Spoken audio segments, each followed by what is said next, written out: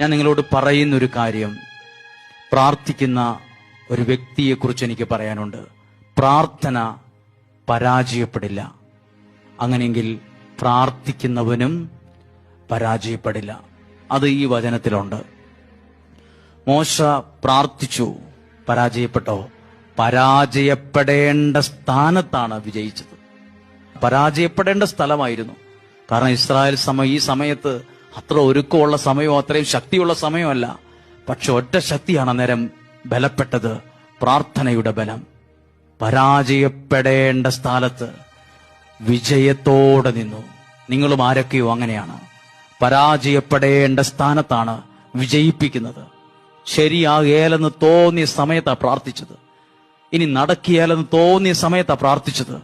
അത് എല്ലാ കാര്യങ്ങളും സംഭവിക്കാൻ, അനുഗ്രഹമാകാൻ കാരണമാകും.